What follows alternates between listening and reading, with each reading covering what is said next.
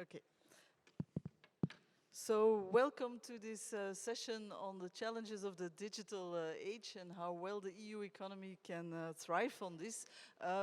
This is going to be a very interesting panel. We have very great panel members here, both from the policy side as well as on the company sides, having to deal with the challenges of digital technology. So I would like to start as soon as possible with this panel discussion here.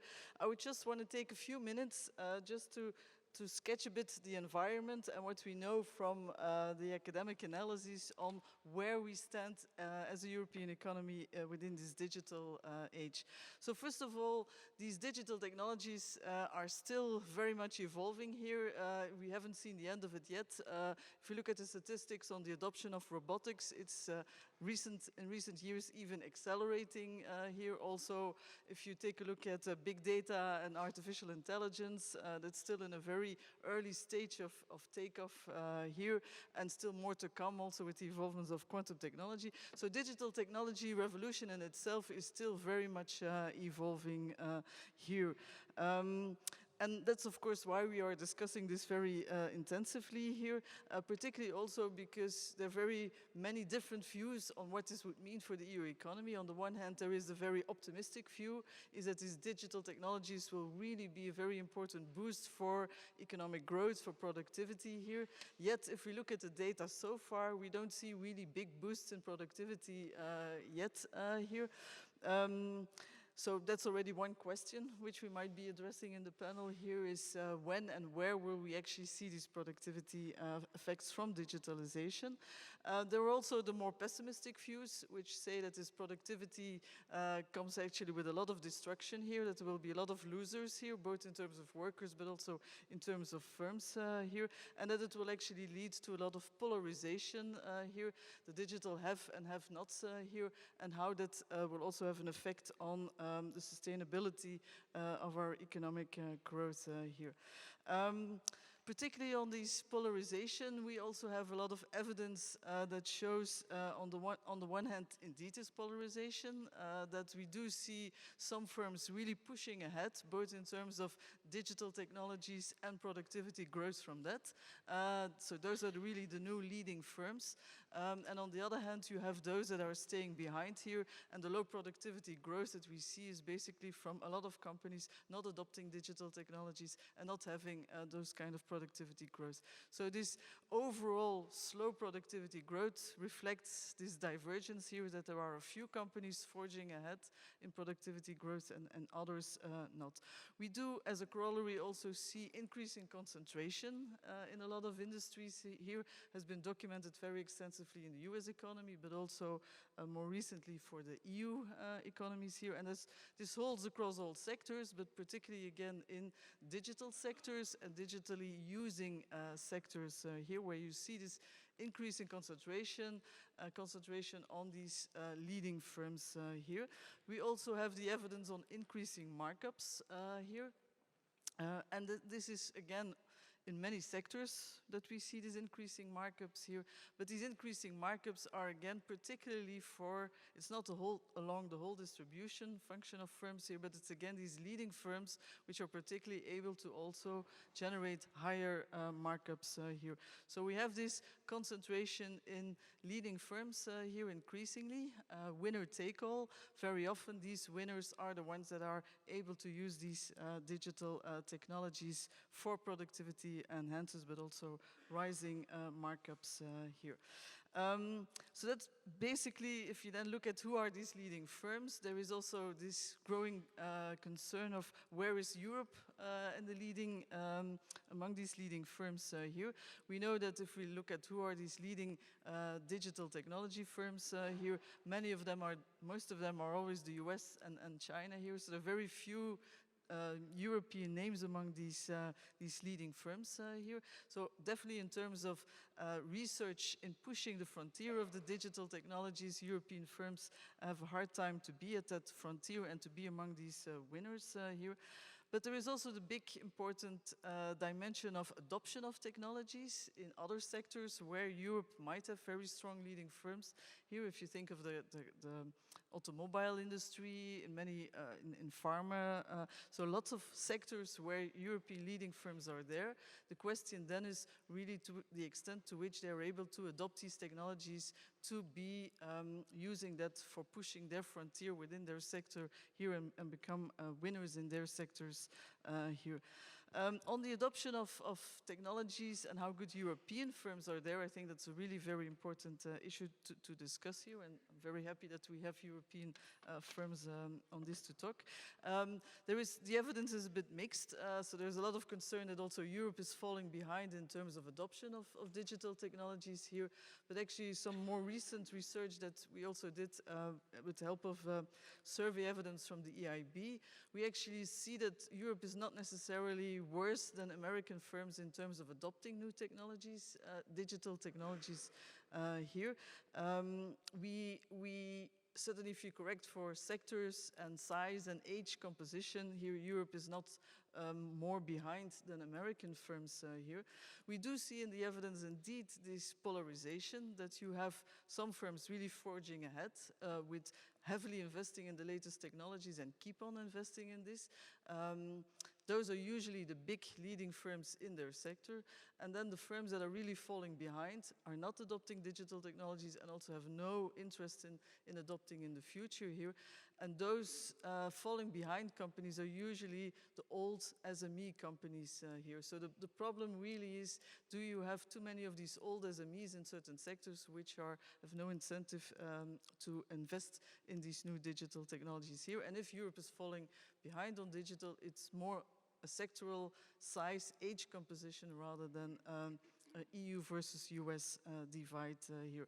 So then, of course, the important question is, what are the barriers that these firms, and particularly these old SMEs, face? Why are they not adopting these new digital technologies here? Also there, the evidence shows that, first of all, a very important barrier for firms to adopt digital technologies is always access to skills, and that holds for all firms, even for the forging ahead ones. So that's the major barrier that they actually report, and we might come back on that, the extent to which the skills is really the barrier to be dealing with also in terms of policy. But then also if we look at barriers that are particular for these older SMEs to adopt digital technologies here, there it's particularly access to finance that stands out compared to the other firms here. So again, that's something we might be discussing, the extent to which access to finance is really a barrier for these old SMEs to adopt technologies here. And then finally, one other piece of evidence that came out of this analysis too is the importance of competition as an incentive to invest in digital technologies. And what we do see in the comparison between the EU and the US is that for those companies forging ahead in the US, their major motivation of doing that is because of the competition that they're facing in their markets here.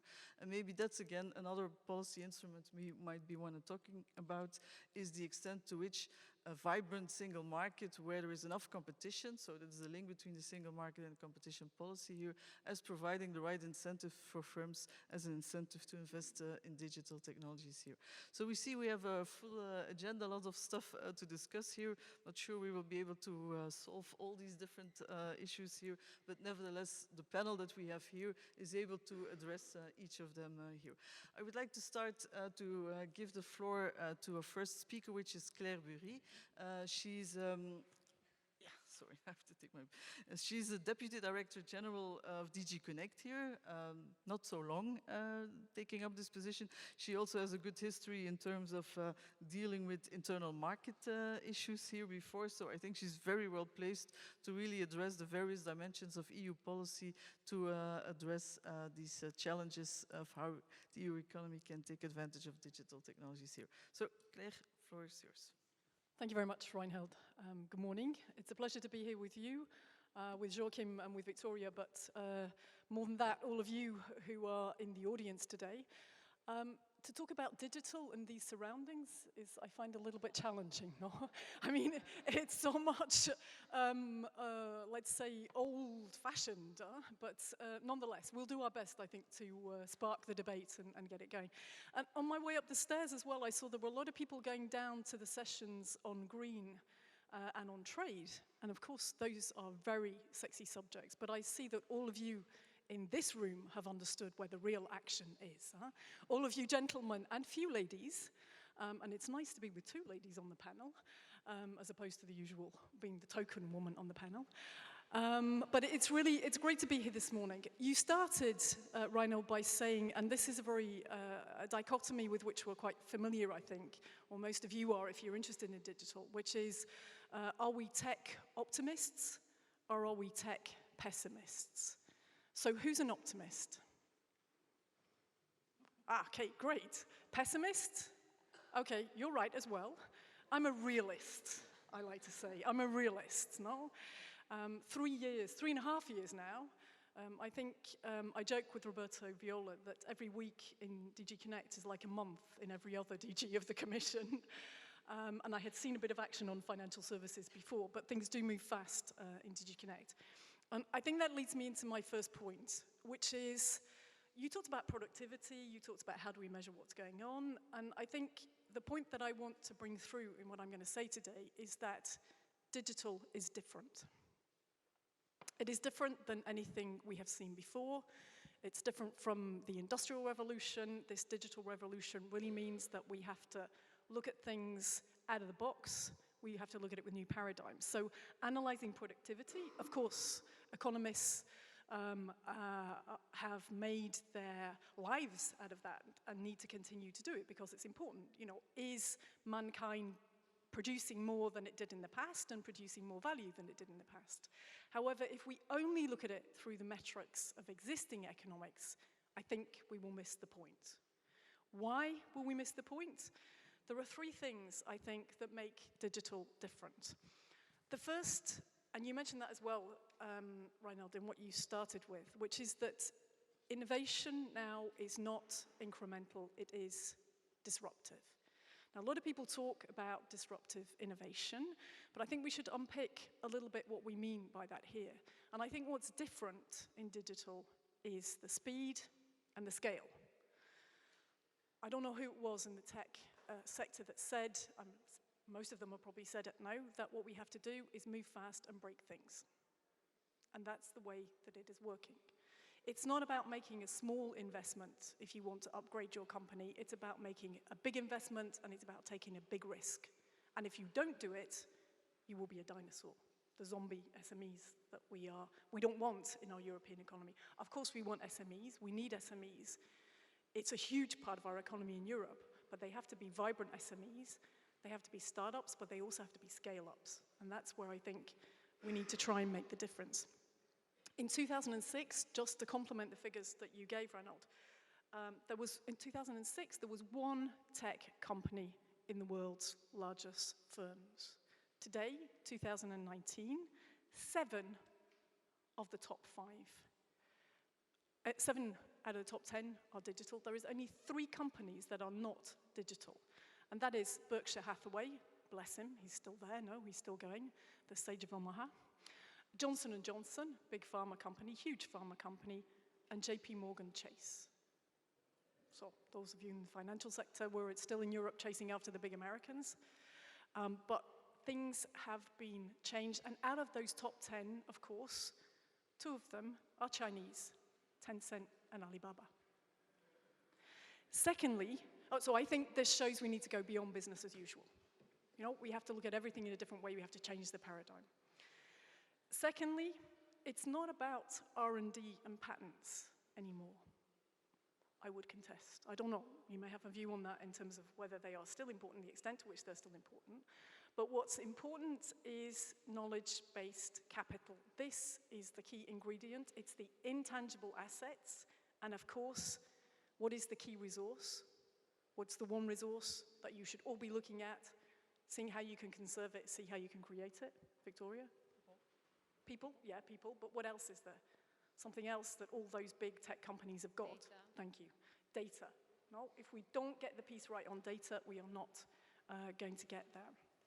It's key for customization, and we know that the network effects are such that the more data you have, the more you will have, the more you will be able to create, the more you will be able to customize, the bigger you will be able to grow. The third thing that makes digital different is that it is no longer about the size of the workforce and the assets. It's not about how many people you employ. It's not about how many buildings you have. It's about how many users you have. It's about the scale of your network, and it's about the consumer pools that you have.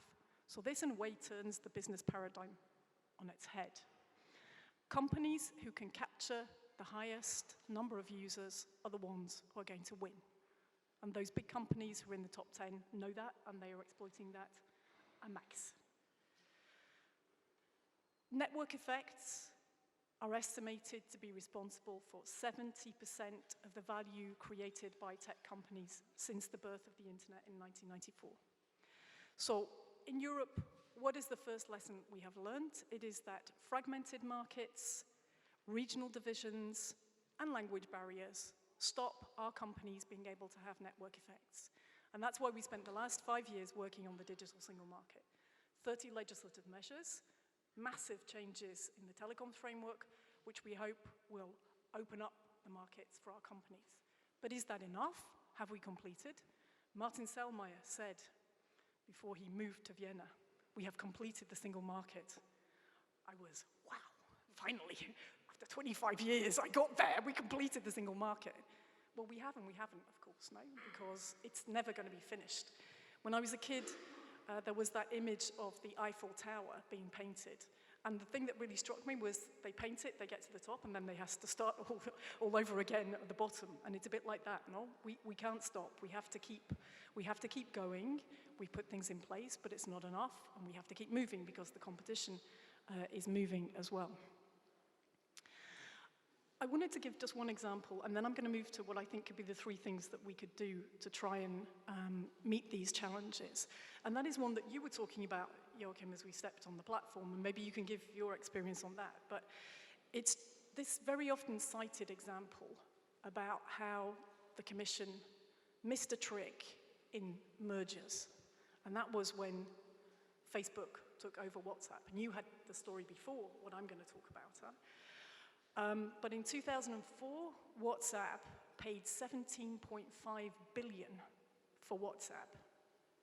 Why did they do it?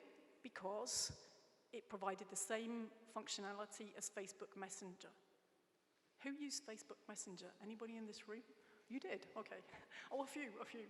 Who's using WhatsApp now? Everybody, no? If you're not on WhatsApp, you're not there, really. So at that point in time, that company was not making a profit, was not doing well at all, and everybody thought that Facebook was paying through the nose for it. Now it's tripled in value, and it is half, probably even more than half as we speak, of the instant messaging that takes place across the globe. Regulators will always be a bit behind the curve. We should be. But we shouldn't be too far behind the curve. And I think we have to be very careful of that in Europe. So what can we do? What are the 3 things that we should now focus on? First of all, we need to respond to this question of scale and speed. And we need to respond to it in terms of the data. So making sure that our companies have access to data as well. I'm sure you're going to talk about that, Victoria, because I know that the financial services industry feels hard done to through the PSD too. Right? But the other thing is we have got to invest in the key technologies, and we've got to do it now, and we've got to do it at scale. So what are the key technologies? Artificial intelligence, high-performance computing, cyber, digital skills is not a technology, but unless our citizens can use basic skills, but also we have people who can do AI, who can do the high-performance computing in Europe and don't go to the West Coast to set up their business or continue their studies, then we won't be in the game. Secondly, we have to mainstream digital. When I took over this job in DG Connect 3 years ago, I was thinking we're a little bit behind the curve because we were talking about digital still as separate. In fact, it turned out to be a good political choice because we had a big head of steam behind the digital single market, which didn't exist anymore for the single market. But nonetheless, now we have got to mainstream digital across all our industries that are so important. So that starts with the services industry, where I think In financial services, the banks are waking up, you're on the case. But there's plenty of other service industries where it's not the case, and we're certainly as well behind. Even though robotics, we have more of it, we're still behind on manufacturing, but we're also behind in the health industry. Mobility, of course, is key, and energy. I mean, these are industries where we have to mainstream digital now to make a success of it. I'm not saying telcos, because you're going to talk about that, but for me, telcos is connectivity. I don't make a distinction between the two. I mean, the telcos are already digital. And the last thing, not by no means least, are the societal challenges. What makes us different in Europe is that we have, and there we feel it, I think, in this room, no? We have this history, we have a sense of tradition, we also have a sense of values. And your average European citizen has to be convinced that these technologies are good for society. And that is not that straightforward. If you read any of the reports of the European Parliament about what they think about artificial intelligence, you will see that there are a lot of people who are out there who are scared of AI, who don't understand AI, and don't know what it will mean for society. They don't know what it's going to mean for their jobs. Now, even the experts don't necessarily know exactly what it's going to mean for jobs, but we do know it's going to transform the workplace.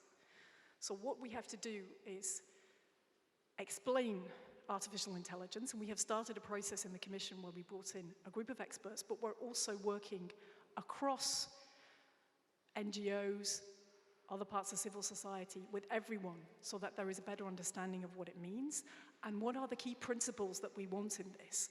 We want accountability, we want transparency, and I think, but you'll tell me whether I'm right on that, we need humans in the loop. A lot of people talk about black boxes in AI, but we need to understand that you might not know exactly what's happening in the black box, but somebody does and somebody can explain it.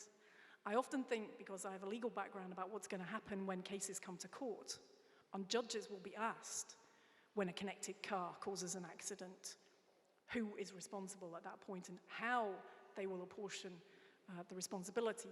But it's not really good enough just to say there was a black box in all this. So we have to be able to have trustworthy AI, which means businesses understand it, you know what you're doing when you use it, and what steps you should be going through to check that you don't have inherent discrimination in your AI, you don't have biases, you don't have AI that's going to cause safety risks. This trustworthy AI is absolutely crucial. I haven't mentioned blockchain, but of course that's another of the technologies that's coming on stream that we have to see. I mean, we have done various things in Europe, and I think there we are a bit ahead of the curve in terms of how we can use blockchain and how we can roll it out. So I think data access, investment in key technologies, mainstreaming digital, and societal challenges are the three things that we need to focus on now going forward.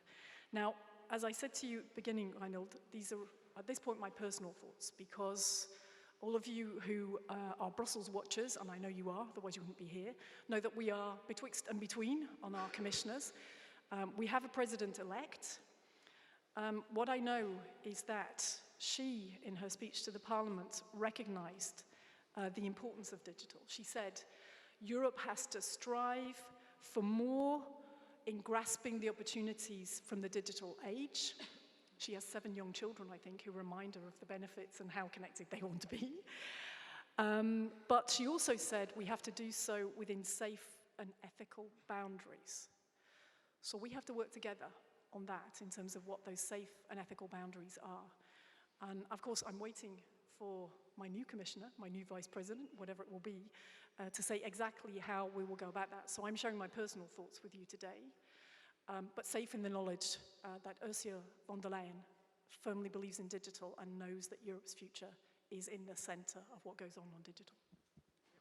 Thank you very much, Claire. I think you really pointed to very important challenges here, and I think the major one is really how to mainstream the whole digital technology revolution also within policy making here.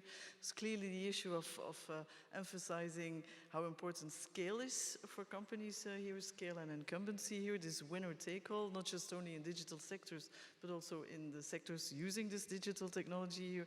And that means then also having the policy instruments to make sure that this scaling up is possible here, financing scale up here, but also the single market here, and not just only the digital single market, but the single market in also business services, manufacturing sectors here, still unaccomplished here, so that's also big part of mainstreaming policy making. And then competition policy also, as you mentioned here, how do we have to square, on the one hand, our attitude towards mergers and acquisitions to allow that scaling up here, while at the same time also allowing for enough of contestability here.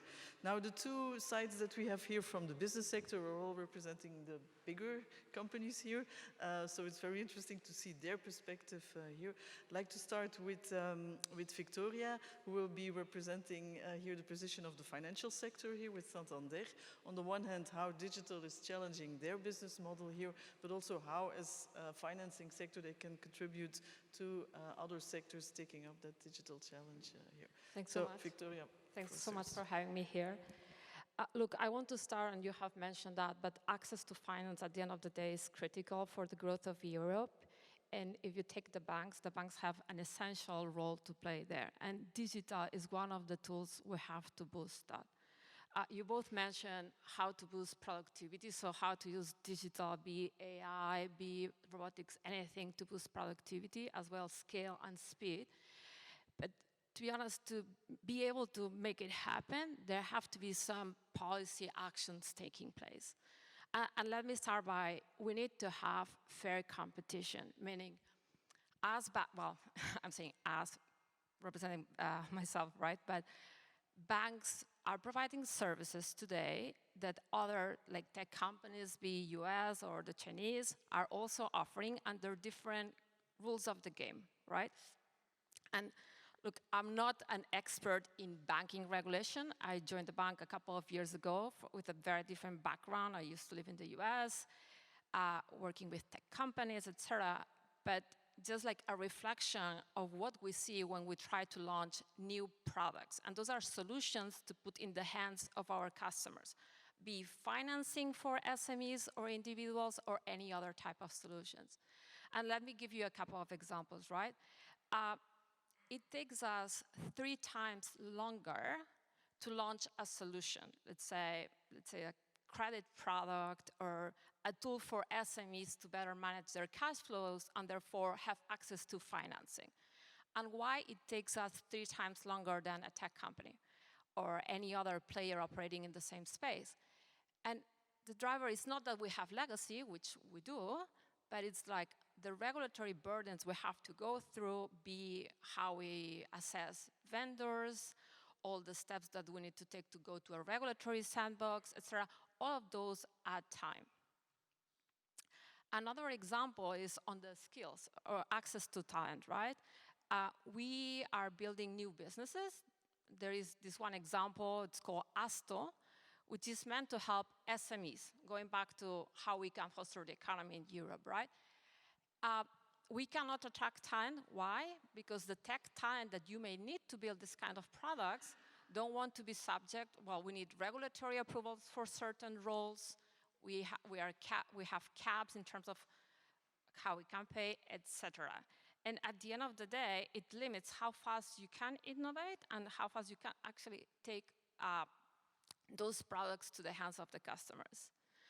I want to leave clear that for anything that's deposit related, okay, as banks, we have the responsibility, we have the trust, the money of our customers, and that should be highly regulated and like the highest oversight. But there are other activities where there is no deposit gathering that have to play with the same rules as other companies that are operating in the same space. That's more on the fair competition. We mentioned data, right? And that comes back also how data is being used and what we can do. Again, I start with this whole idea of like access to financing, right, for SMEs. What happens with SMEs? They don't have the same level of sophistication in terms of public data. So as banks, when we do credit assessments, we don't have the same type of data that others may do. We start using data that's non-traditional means of data. And what we saw, if I take the example of our bank in Brazil, is that when we use data from TripAdvisor for certain SMEs, we can improve our scoring models by 5 to 10%. And that's very relevant because it gives you the ability of lending 30% more than if you don't have that credit scoring accurate. What happens is that there are companies, like let's say tech companies that have more access to data, and there is no data sharing policy today other than PSD2, right? But they can use the data, and one of the things that actually at the end of the day, a customer, a user would benefit is to have those choices and the ability to have portability of that data. So be a bank or any institution could use that non-traditional data to better offer those services. And why I'm saying data portability is important, the user should be in control, which is not the case today for everything. And that should come with also safety and some data policies. So that's more on the data side. So again, it's critical because if you take a business like payments, right? Why do some of these companies are entering the payments business? It's mostly around the data and how you can use the data to offer other services, right? So there should be some policy around how this data is shared. So it's not just one way, but it has to be open to all and let users be in control. So that's another theme also building into this whole idea of fair competition, right? Which, again, it goes into the benefit of the economy. And then the last one is more around access to infrastructures. And when we talk about infrastructures, here you can paint any app ranking, app stores, your search engines. Today, most of the products, be from financial services or any other industries today, they get distributed or picked through those infrastructures. Today, those infrastructures are in very few hands. They're highly controlled, and there is not always fair access. How are certain products being ranked, etc.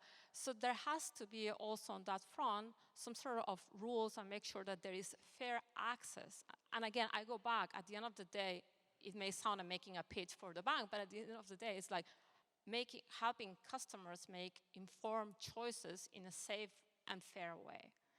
So I know it may have sounded like these are all the things we need as a bank, but I think it comes back to if banks have an important role to play in the economy and in providing financing, and to be able to innovate in that space, we need to make sure that we all innovators operate under the same rules.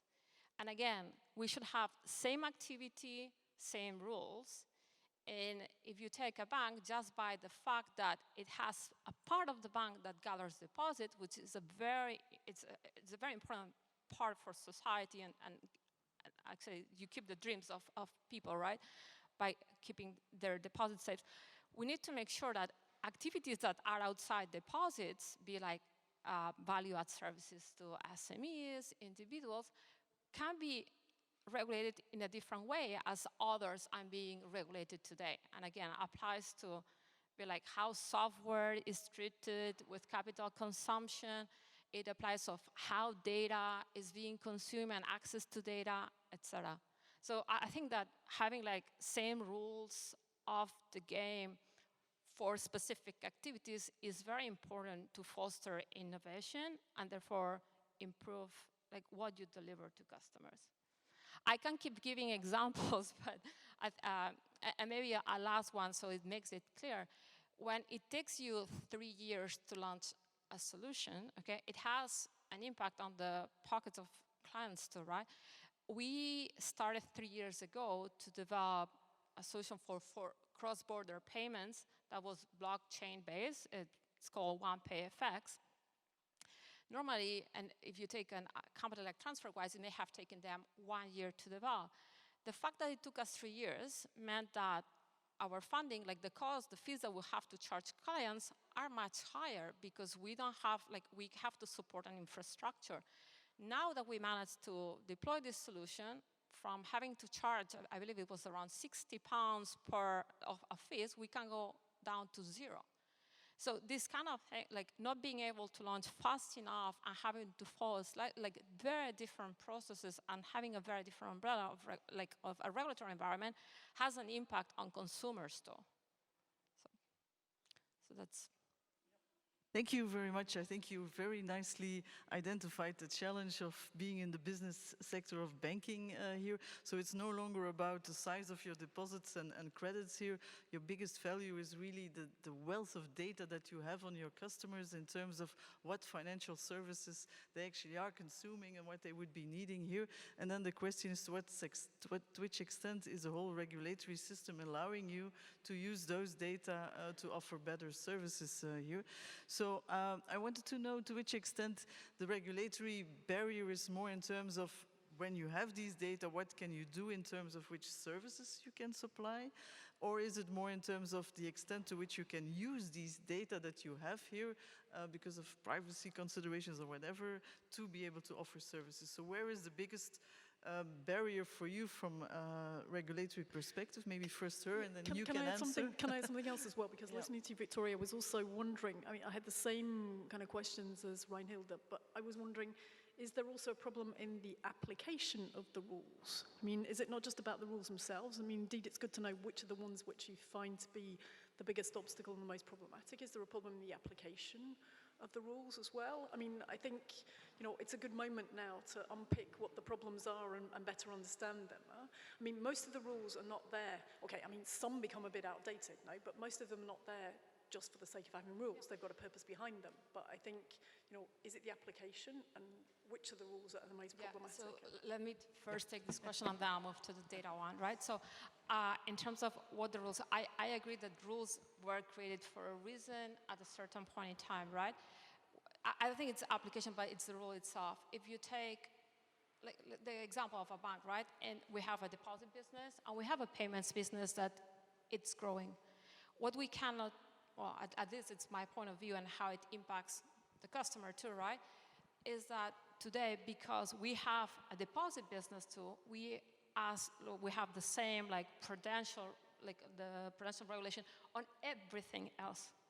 Meaning, I'll just give you an example, like on payments, right? So if we were to compare us doing cross-border payments with a separate business to someone who doesn't have a deposit-taking arm, right? A tech company would rely on our KYC, right? We build our KYC. It's very important to us, but a third party would do.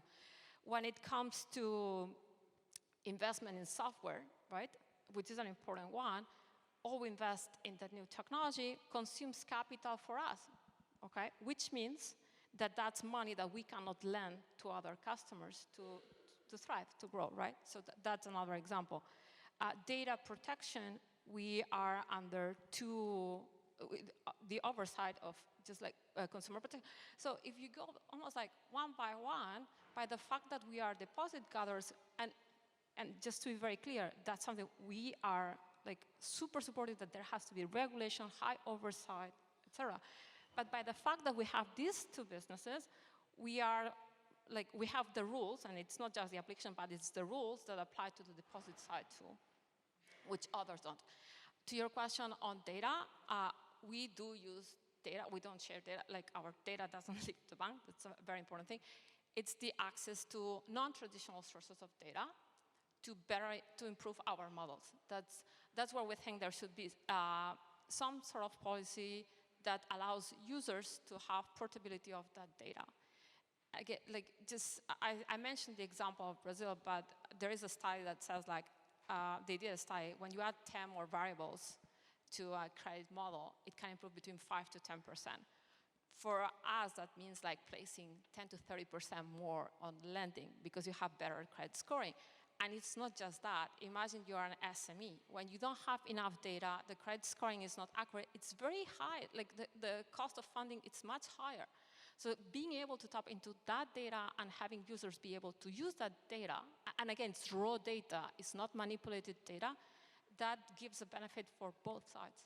Yeah, so it's data access. Yeah. Okay, so I'm going to turn to our last speaker in the panel here, which is Joakim Reiter.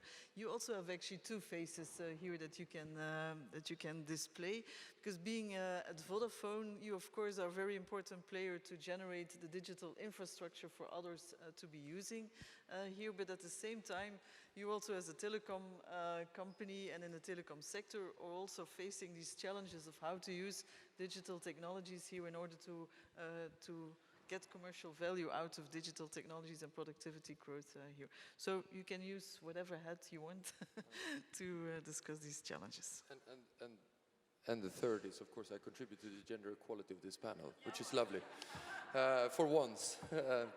I want to start with three overarching points, and I will make a plea for three actions. So my three overarching points is, I think there is a confusion. Digital is super sexy, data is super sexy, but there is a confusion of the waves of the transformation we're going through, and we tend to look a lot when we try to understand the future in the rear window, and it's, in our assessment, that's just not going to work.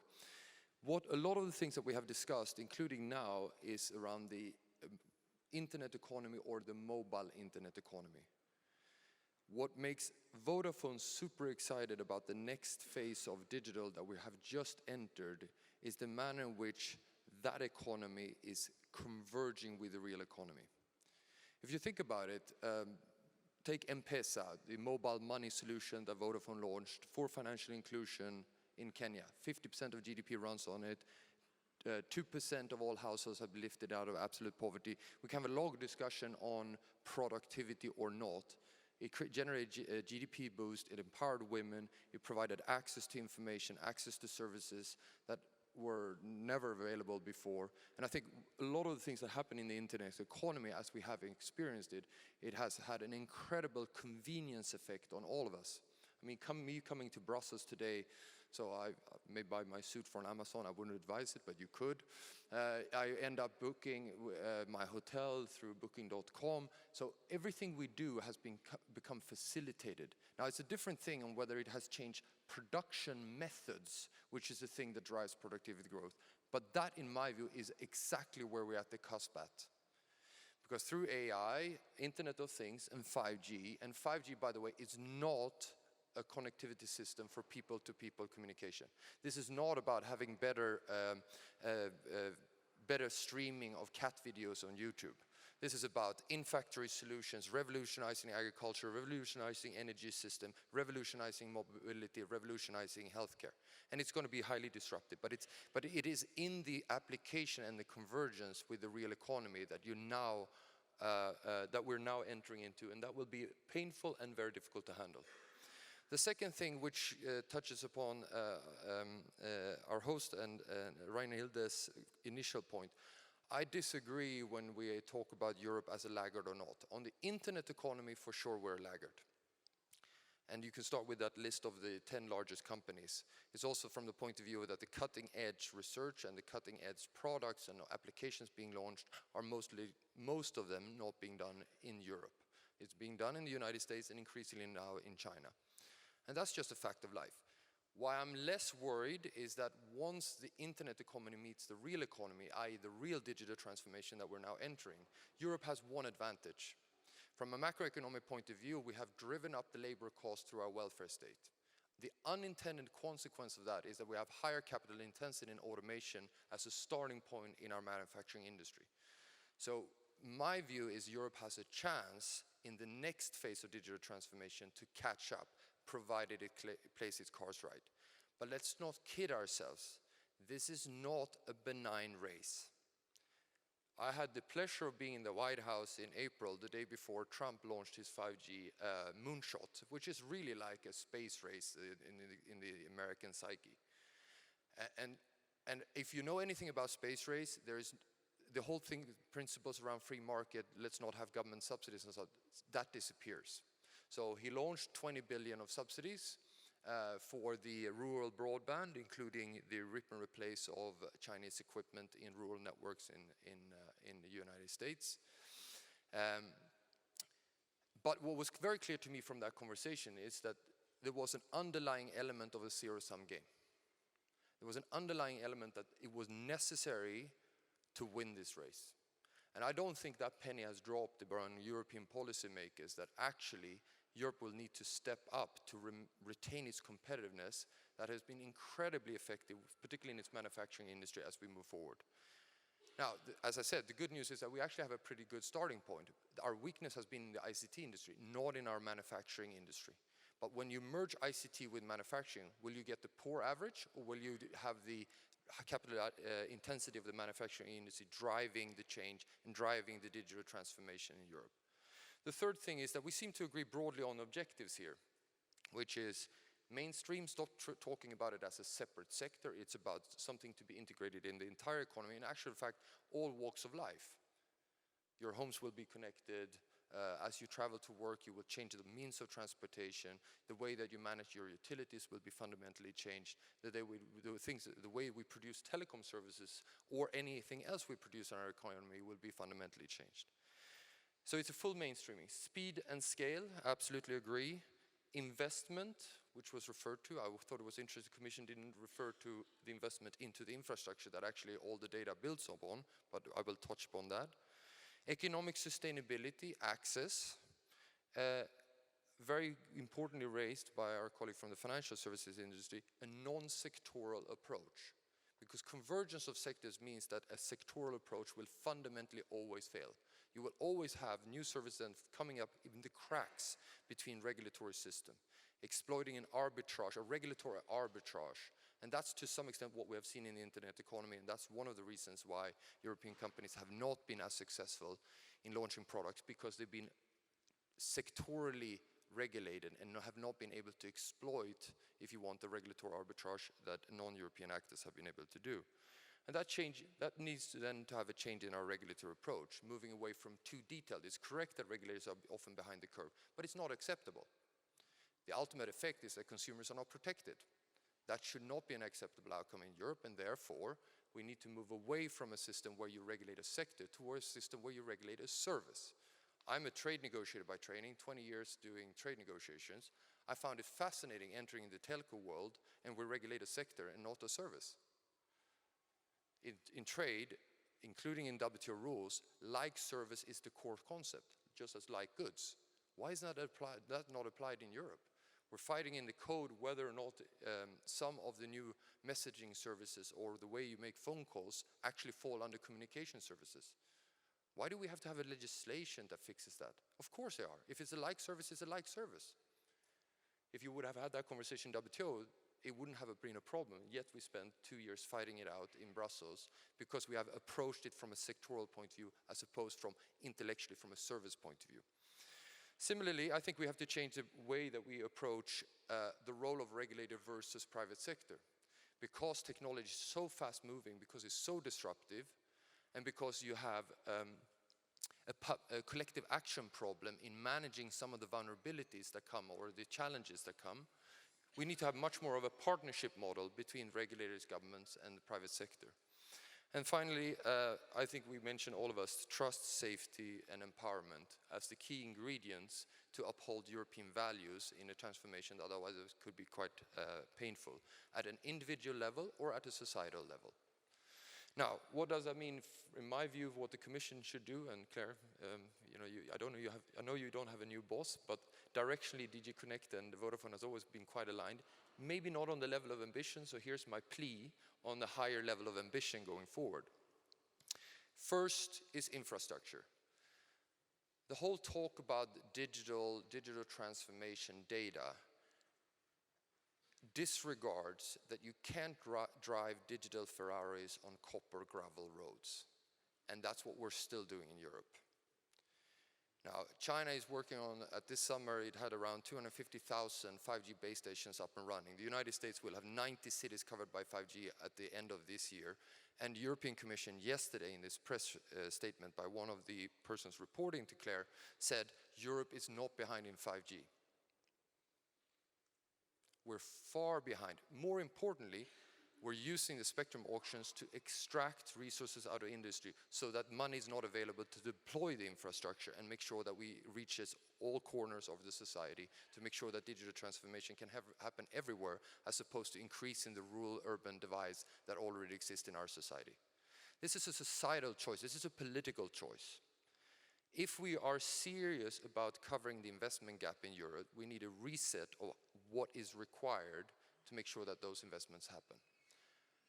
The Commission tried very hard in the code on spectrum. It failed because member states said no.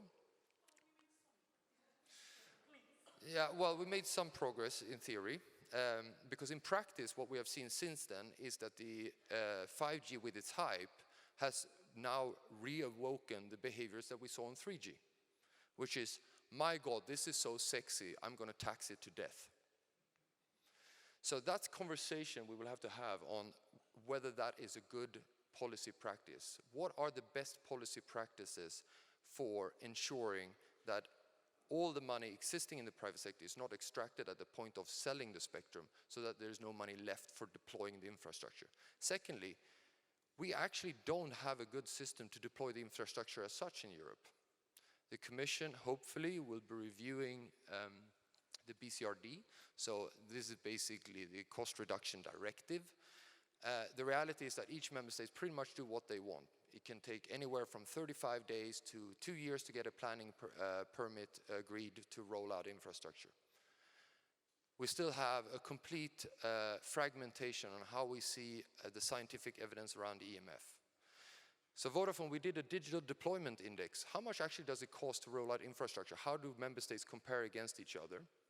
And I can tell you, there's absolutely no single market whatsoever when it comes to deploying infrastructure. Actually, in many countries, it's not even a country from the point of view of deploying infrastructure. It can be super expensive. And that's the under-vegetation type of problems that drive up the cost in Europe to deploy infrastructure. The end result is that the massive investment gap that we're already facing in Europe, that the Commission has estimated to be above 100 billion euros, we're not even going to effectively deploy, use that money to cover the gap because of the various measures that exist to drive up the cost of infrastructure rollout. So we need to reset on the infrastructure rollout conditions, and we need a reset on the spectrum auctions systems and the licensing procedures. The second big pillar that we're going to have to work on is what is our plan for Made in Europe in digital? So Claire correctly referred to the fact that we need to invest in the new technologies. And I genuinely believe that we need to find a European way of investing in it. In a European way, I mean both from an economic and a societal point of view. So European Parliament and the Commission are talking about human-centric AI. It's a great example of it. But where Europe often gets it wrong is that we are, in the end, ending up with an innovation by permission system, not an innovation first system. So this is much what the financial services colleague referred to, in that when you want to launch a service, you spend 3 years trying to navigate exactly what are the rules. The micromanagement of how you run a company, as opposed to the principled approach that put a lot of onus on the company to behave responsibly, that has to change in my view. So that's an innovation first, where you actually principally guide the market to certain outcomes which are societally beneficial, as opposed to micromanage everything. And I think that's also the only way to keep pace with the launch of new products and new ways of working that of course comes with digital. In this bucket, of course, we're going to have to address questions around digital gatekeeping, the application of competition law, but from Vodafone's point of view, competition law will always struggle to keep pace with the network effects that exist in the digital economy. So we're going to have to think about what are the ex-ante regulatory tools that are available. And by the way, I exist in a sector that uses that amply. So are there elements of that learning that should be applied? Finally, on the point with respect to the Made in Europe, we should not fool ourselves to assume that in digital we have a single market. So I was fascinated that you made the point that Selmayr had said we have a single market. So we don't have a single market for telco. It's a completely national market to start with. But more importantly, the problem with connectivity being plugged into products, which is basically Internet of Things, is that it's the least integrated element of regulation that will determine the outcome. So when I connect a car, which Vodafone does a lot, in a German car, with a SIM card into it, it takes 7 to 9 months today to get it approved in Italy. I cannot sell the product for 7 to 9 months because it is connected. Imagine a scenario where everything gets connected, your refrigerator, your toaster. Will we have an internal market free movement of goods at that point? Because actually, the telco regulator of every country will have to look at numbering, emergency calling, and a number of other, what I call legacy telco rules that undermine the free flow of goods within the European Union. So there's a big homework to be done on unleashing the power of IoT within the European Union, preserving and creating a proper internal market for connected stuff. Currently, if we continue on the current track we're on, unfortunately, may very well see the gradual dismantlement of the internal market for smart stuff, while the dumb stuff can still flow freely. The final thing I wanted to say is the question around trust. I think this is the absolutely necessary ingredient into a future digital vision of the European Union. The challenge I have is Europe seems to be satisfied that it has established GDPR and that's the only model out there. The GDPR was an incredible achievement. One of my first assignments in Vodafone was to sit in front of a commissioner and the FCC chairman, and the FCC chairman was bashing a GDPR, and then he turned to Vodafone and says, "Isn't GDPR really constraining innovation?" I said, well, actually, it's expensive, it's complicated, but it's the only way that I know that people can trust the digital transformation that we're embarking on, and that's more important. So we're going to have to look at what are the other things that are required, building on the success that we had of GDPR, which was the right thing to do, but what are the other things that people really worry about to make sure that digital transformation is a process that both empowers people and it cares for them. I address the vulnerabilities that come with it. And of course, on consumer protection there, we have to move away from the siloed approach to consumer protection to having consumer protection that covers the entire ecosystem, which we don't have today. Fragmentation both between sectors and between member states will have to stop. Otherwise, there will always be regulatory cracks that where consumers are exposed. The resilience and the vulnerabilities of digital transformation and digital and where everything and everyone is connected, we have to take far more seriously in Europe. We have underinvested for a very long time in our cyber capabilities. And unfortunately, there is a collective action problem here. Vodafone, we have over the last number of years invested very heavily in that. There's absolutely no premium in the marketplace for that. Similarly, we're launching big on IoT. We worked with Consumer International as the international organization for consumers to establish trust by design principles on security, privacy, environment, and stuff like that for IoT, because we want to nurture an ecosystem of IoT that Europeans can trust, that actually makes sure that hacking into your home does not happen via your toaster, which unfortunately could very well become the case in the future. So how do we make sure that all of us step up in the space where we pay attention to some of the vulnerabilities that will come from a ubiquitous system that penetrates every part of our life, that requires massive investment? And I'm sorry, investment is not for free. Affordability cannot be the only objective of European policymakers in a digital space. Quality, trust, and making sure that people are safe comes with a price tag, but in my view, that's a price tag that Europe should be prepared to pay. So these are the three areas where we would like to see step change, where we think if Europe gets it right, Europe will be able to catch up, building on the fact that it has already a highly competitive manufacturing industry, even if it's handicapped in the ICT space.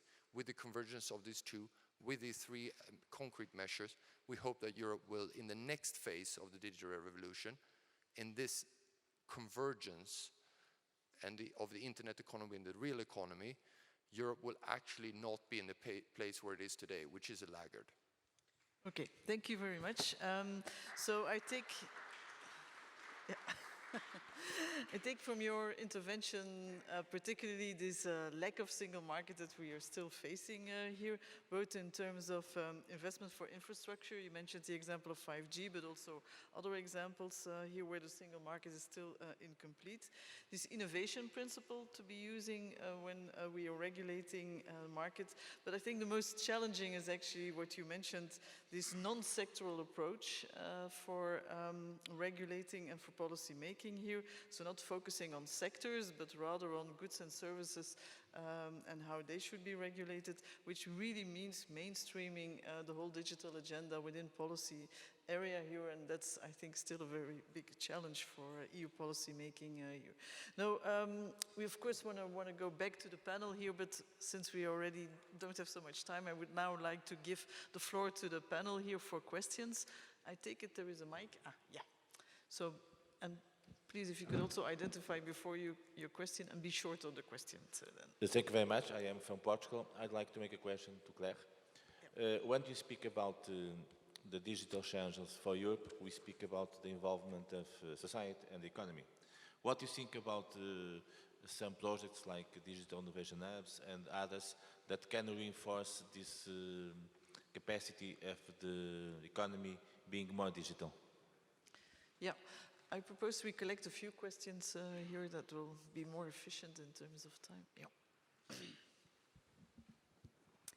Hello, I'm Glynis Whiting. I'm one of the digital SMEs in the room. I wanted to focus on two aspects, quite short. First was around trust, which I absolutely agree is core. In our SME, our view is trust is three elements. You mentioned two, accountability and transparency, but also for us it's delivery, that you do what you say. And I wanted to ask, you talked about the network effect. How can Europe help harness the digital effect in a very fragmented marketplace, network effect which SMEs can benefit from? I'm a B2B matchmaking platform, so it's absolutely fundamental for me. The second is the fact that we've talked a lot about the consumer, the B2C marketplace, but the B2B is equally critical for us. Yes. SMEs are the mainstream of Europe. 99% of our businesses are SMEs. They are not digitally transforming themselves.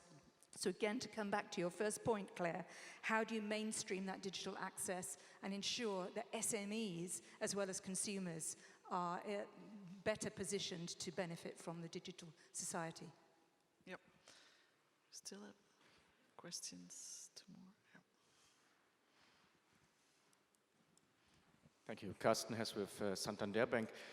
What struck me from this debate, both from what my colleague said, but also the gentleman from Vodafone, is really that we are still regulating sectors, but not services. And I wonder whether we have a chance, question for Claire, of course, to create a vision and implement this vision in the next 5 years. That can we really regulate a service, a digital service, in the same way like others are regulated? So if you provide a financial digital service and it's similar to what a Facebook does, do we find a mechanism to regulate it or not regulate it in a way that there is a fair level playing field? I think this is a key issue for being competitive and catching up with the non-European dominant companies. Thank you. Yep, and then we have more.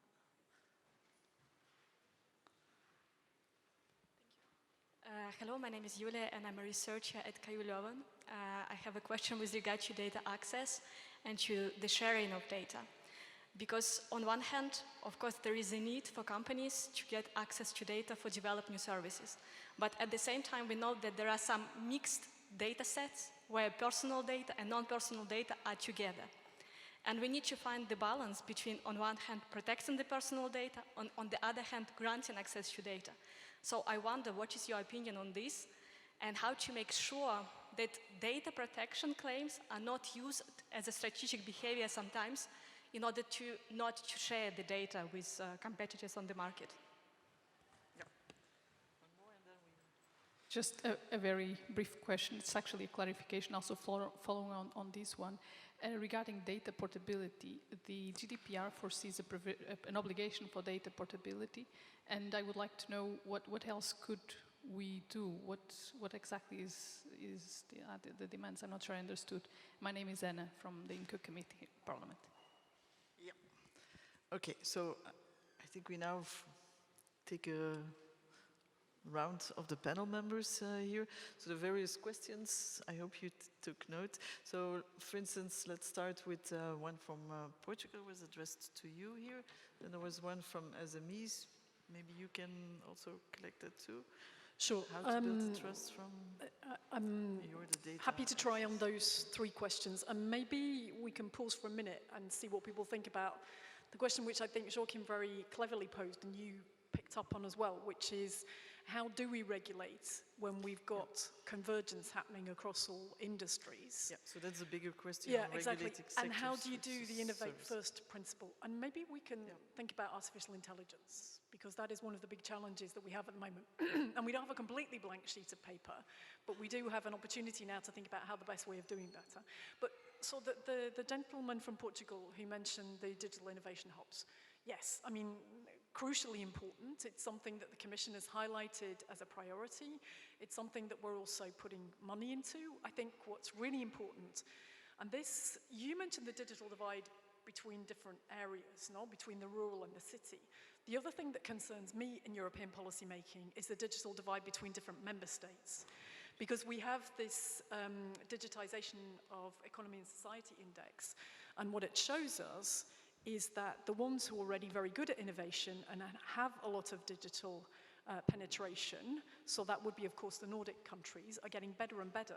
And then the ones at the other end, for example, some of the Eastern member states and Greece, are not getting better, they're stagnating. So I think another priority for us has to be, I mean, fortunately, I have to say that Portugal sits in a good position at the moment, I think, because, you know, after the financial crisis, which was very, very difficult for Portugal, you really have, you know, taken the difficult steps that were needed to get your economy back on the road.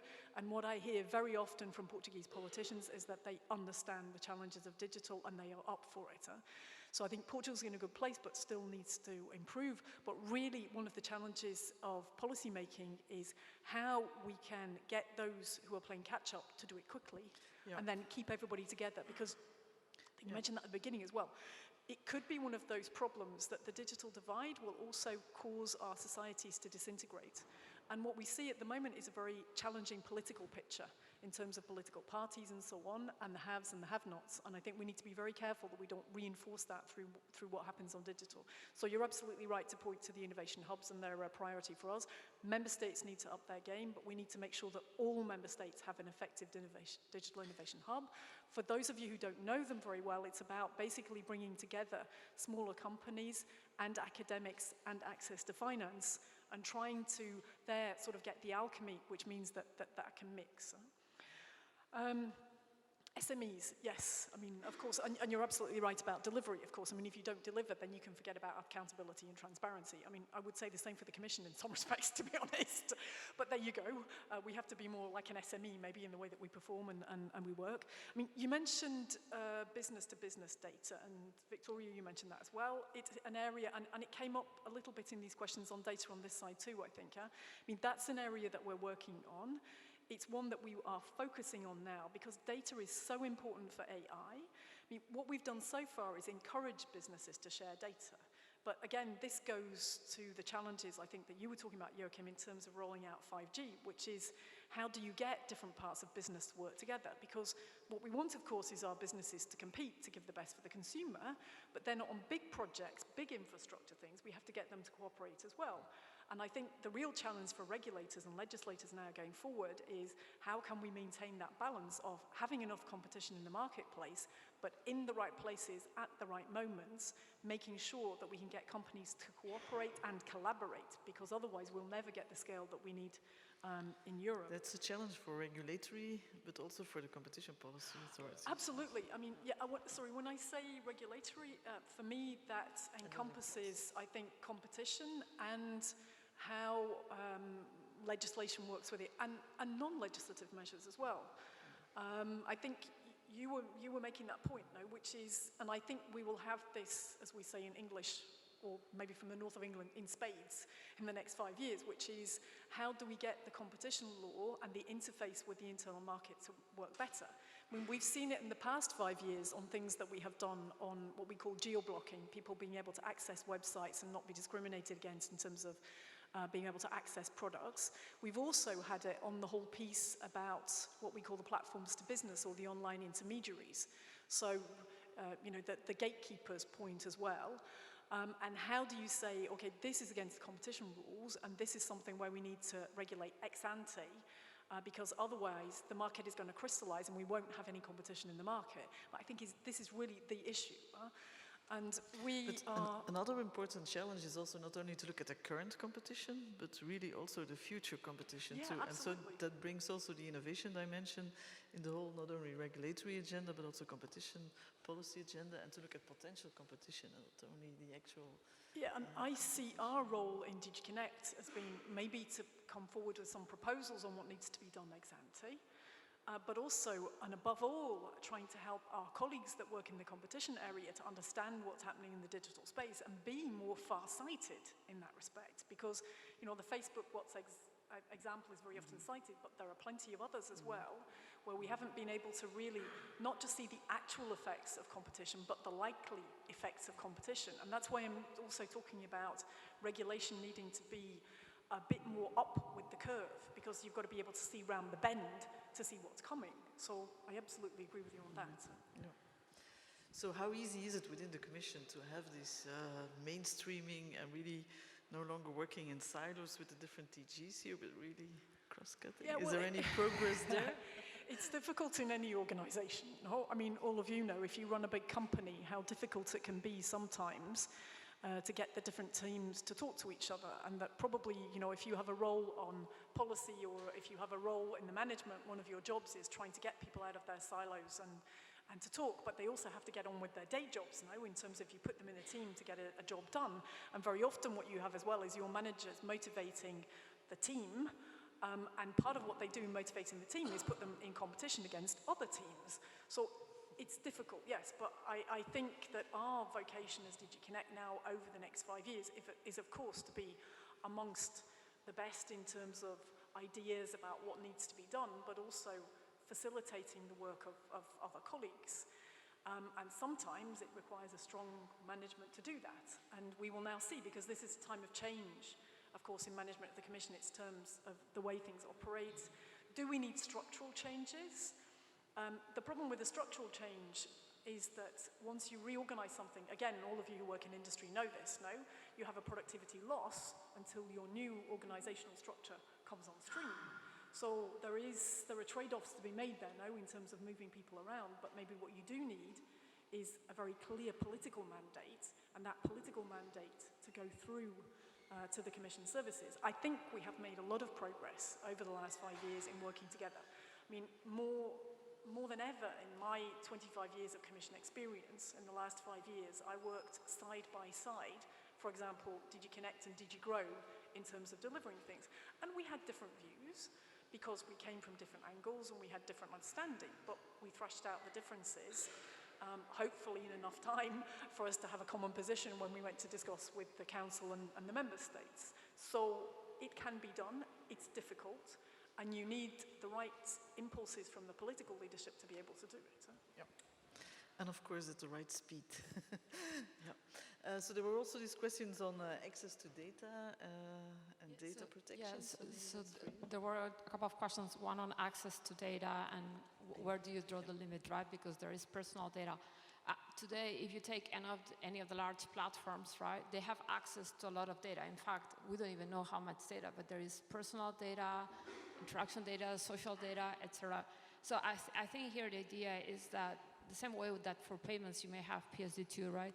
It's for consumers, and again, it's not personal data, it's raw data, transactional data, to be able to determine who can have access to that data, right? So that you have more portability. It's not all data, it has to be defined. That's why I think it's a bit of an ask for policymakers, right? But there has to be something so that we make sure that there is security and how the data is being used and the values and like how it's manipulated or used for the benefit of the consumer, right? But today, it's not symmetric. So that's what we're trying to solve for. So that was your question. I just want to, I know that was not my question, but on the SME question on network effects, I think there are a couple of things. If we want SMEs to be able to benefit of what we call network effects, which pretty much means that you can offer more services, have more access to other users, right? I think there are a couple of things. One is to look at the gateways, because at the end of the day, how SMEs distribute, sell their products is through, let's say, the search engines. They are determining how they rank. So there has to be something that it's fair to the SMEs, so it's not just to institutions, financial services, but to SMEs, corporates, so that there is transparency on how things are advertised or sold. Otherwise, SMEs, the terms that they will be subject to, they will be squeezed out. So that's an important thing to look after. And then the second thing goes back to this whole One Europe or unification. If you are an SME, where SME growth is by doing cross-border within EU others, right? But they need to make sure that when you onboard them in a country, they can operate in the other one. And today, it's not the case. Even though the policy or the rules may be the same, the application of those have slightly they have differences, right? So those pose more frictions for SMEs to operate. Yeah, so if you talk about SMEs, I think we also have to distinguish the ones that are really servicing directly to final customers, but the ones who are engaged in value chains and are delivering to other business, are supplying other companies here, that's a different issue too. So there, the issue is more also how digitized is the whole value chain here, and how is that integrated within. Yep. You wanted to reply? Yeah, I take a stab at a few of them. So first, so I don't think there are any networks effects for SMEs. If Vodafone, with 110,000 employees and largest mobile operator on earth in terms of its footprint, cannot have network effects, I find it very hard to believe that that's very likely to pop up in an SME space. I mean, network effects is basically scale economies on steroids. So de facto you need scale. Now the beauty of digitization is you can be a really, really small company in terms of number of employees, like Minecraft, and then become the world's, one of the most successful gaming companies. So it's still 6 employees spread over the world, but the turnover is certainly not in a normal category of SME. So number of employees, yes. So I think the question for me when it comes to the SMEs, and that's why we took a very strong stand in the platform to business regulation in the case of Vodafone, is that we didn't feel there were enough attempts at the European level, including in the original Commission proposal, to try to address the asymmetric bargaining power that you can drive out of network effects by being the aggregator, by being the gatekeeper. So we felt that competition law per se was not adequate, and to be very clear, we ourselves have platforms. So we took a hard look at ourselves and asked ourselves, would we be willing to engage in unfair commercial practices? And the simple answer was no, we don't think that should exist in a market economy. And for that reason, we had no problem that you regulate unfair commercial practices. So that's the added, beyond transparency and accountability and exposing how you gather data on the back of those using your platform, whether or not you should also have some boundaries on how you can behave and how much additional market power you can derive out of the asymmetric bargaining power that comes with you being a platform. And we came to the conclusion that there was a need for substantive rules beyond the transparency rules, and we were quite aligned with a lot of SMEs in that space. So, and we still think that's the case. That's why we come to Claire's point. There is a need to have a broader discussion in Europe. What's the balance between ex post and ex ante regulation? Where we do think that in a number of circumstances there is a need to actually be a bit more realistic, not so naive, understanding some of the effects, and therefore being prepared to cross the line and have ex ante regulation. And that goes. So can I ask you, so because you're operating in not only in the EU market but also in other markets, so do you see there a difference in terms of how active SMEs are in aligning to these networks in Europe compared to other parts of the world where you're active? So are there higher barriers for SME firms to select and operate in these networks? No, I actually don't know 100%, but if you ask the question, for example, a platform like the mobile money platforms that we run in Africa, I didn't find that there was a sort of a slower pace of uptake in Africa. In actual fact, this was a proper leapfrogging, and people latched onto it. Now, I'll be perfectly honest, in that particular case, we did struggle with the question of whether we should make our system interoperable, what should be our responsibilities in relation to the rest of the financial sector and other operators. So, you know, with that enormous power that you get by being the aggregator, of course you can short-term exploit it, but it comes with certain responsibilities, and I think we need to have a conversation around that. But I wanted to touch on the sharing of data, because I think that's one of the big topics.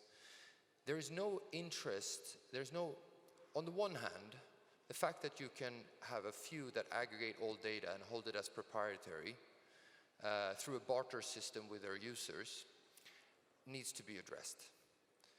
On the other hand, some of the ideas that are floating around that this is a public good and actually it should be accessible to everyone not only flies in the face of what we want in terms of data protection, but secondly disregards there's a big difference between machine-generated data and people-generated data. And third, we need to have an incentive structure for all companies to invest in data retention, in making sure to commercialize data. So this is a very difficult balancing act from a regulatory and policy perspective. The way that we look at it, and there's no holy grail to this, but the way that we look at it is that we do need in Europe to facilitate far more data sharing to overcome some of the fragmentation that do exist in sectors and between sectors. And between sectors, potentially even larger problem, to be perfectly honest, including the artificial definition of sectors.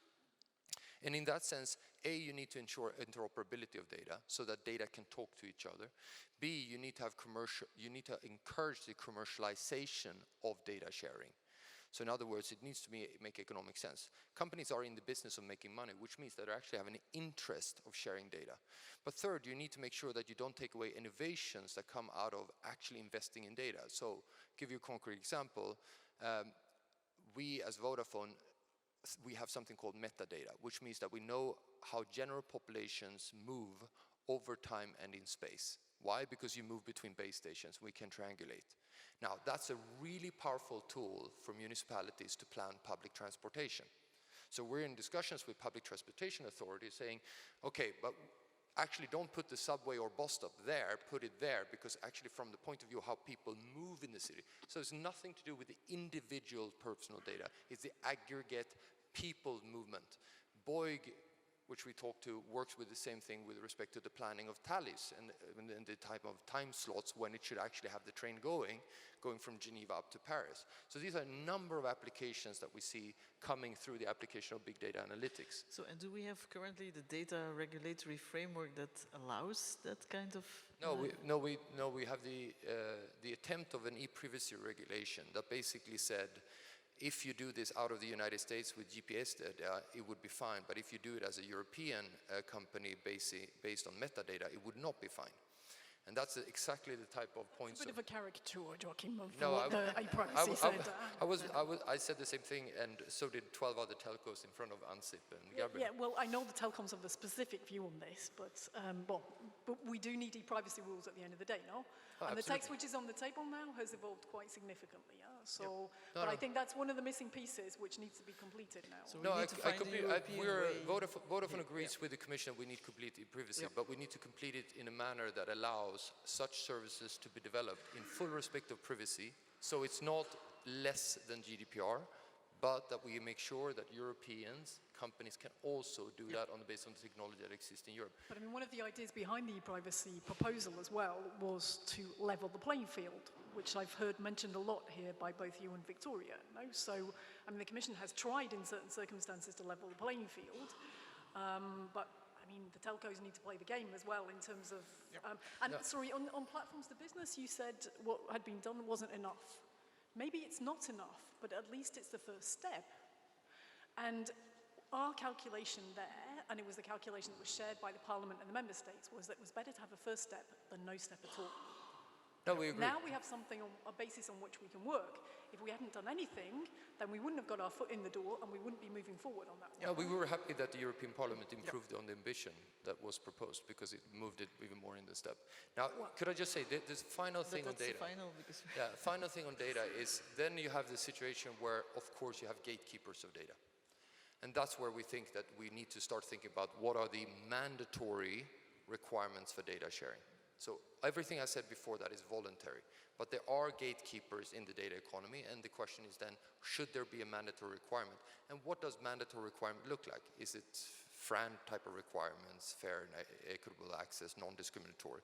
So it's sort of a ladder of solutions, but I do think we need to have a proper discussion and come up with solutions in this space.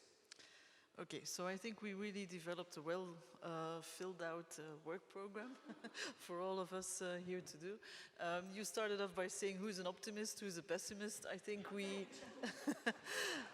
I think we fed both sides here, both those who are pessimists as well as optimists, but I hope we fed more the optimists here with the discussion, and I'm sure also we will be continuing the discussion here, but now I think it's time for lunch. Let me thank my panel members for this great panel discussion here, and looking forward to being able to keep on the discussion later on. Thanks again for everybody. The lunch is just outside in the room that is on the same floor. And there is also a nice terrace that you can enjoy the view. Thank you.